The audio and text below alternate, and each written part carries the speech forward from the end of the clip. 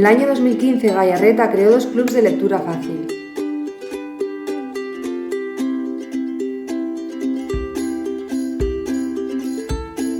Y en el 2020 cada vez somos más.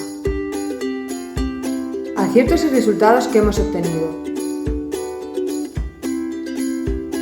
Más personas interesadas en la lectura. Más vínculos entre participantes.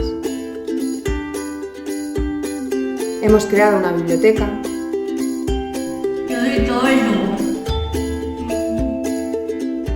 Y por ello hemos hablado sobre temas como amor, inmigración, historia,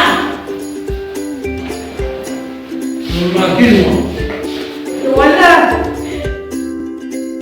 En Gallarreta, toda la documentación y las comunicaciones son adaptadas al formato de lectura fácil.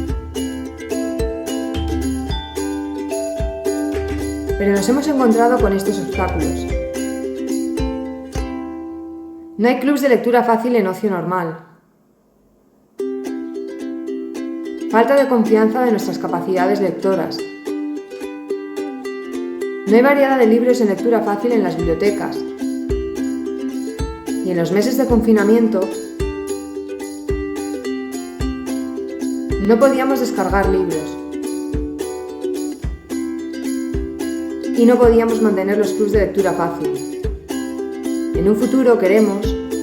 En un futuro nos gustaría leer en bibliotecas integradas con gente que no tenga discapacidad.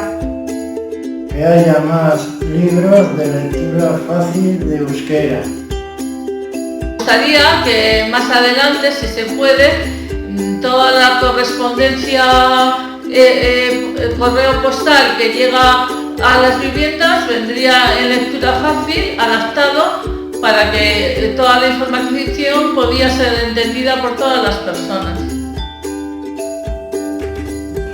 A lo largo de los años lo que se ha visto es que la lectura fácil es una herramienta que realmente nos permite a todas las personas estar más en contacto con nuestra realidad.